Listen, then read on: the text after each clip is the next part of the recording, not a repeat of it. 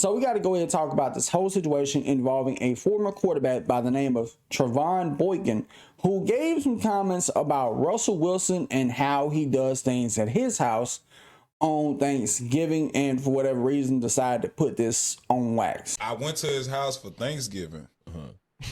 The weirdest feel like he catered.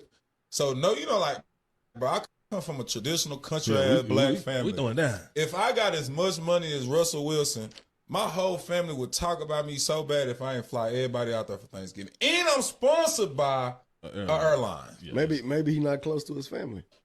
And maybe he not. But his mama wasn't there. Sisters wasn't there. You know what I'm saying? Like, and even though, like, it's still weird to me. I'm just still, even if you don't food with your family, like, it's still weird to me on Thanksgiving. My family gonna do the food. This is what we gonna do. If you the one with the money, we coming to your house. You know what I'm saying? Like, let me that part. That's what we gonna do. So to get over there and catch Russell Wilson, like, him, is literally him, Sierra Daddy, me, Noonie, Baby Future, the chef, and 2 nannies. And 3 dogs. And Baby Future at that time was bad as hell. Beg your damn pardon.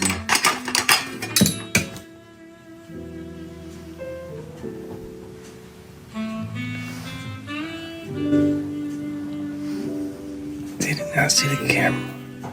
It's a camera and a microphone. Now, it's one thing if you say that, you know, it's not something I'm used to seeing, but I'm open-minded to this. And there's a lot of different valid reasons why his other family members may not have been there. If you got different family members in different parts of the country, it's going to be a hassle to try to get them to move from point A to point B to you, unless you're willing to go to their house and everybody just meet up there. Which, by the way, Russell could have went to his family's house for Thanksgiving. Has anybody ever thought about that? Like, it's very possible he went to their house for Thanksgiving, but nobody wants to say that. But because they wasn't at his house, it's a problem. Or just maybe he's not close with his other family members. Some people sometimes do have a falling out with their parents. Some people do have a falling out with their sister. It is what it is. And sometimes, I know some people may not want to hear this, but you got to choose yourself, your sanity, and your happiness over your own family at a certain point.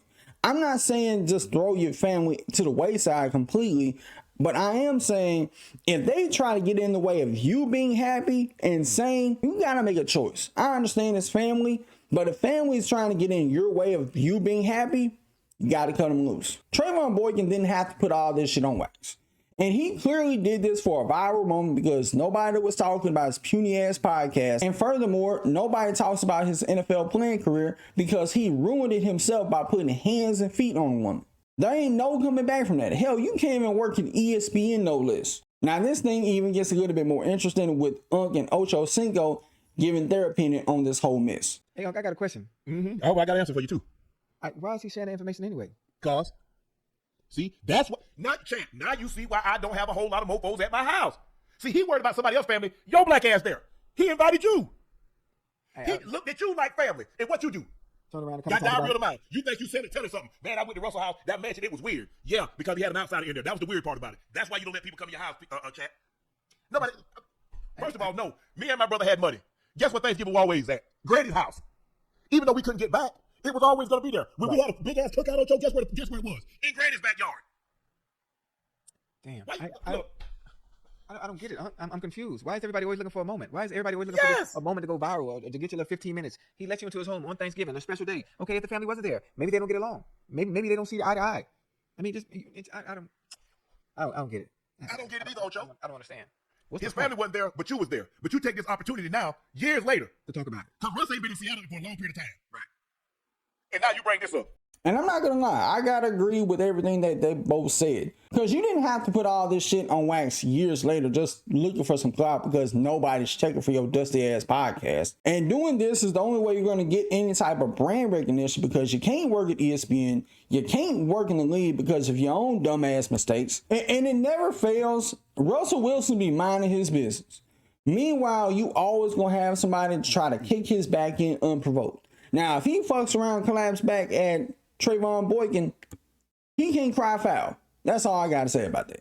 But with that being said, y'all let me know what you think about this mess in the comments below. Till next time, I'll see y'all in the next video. Peace.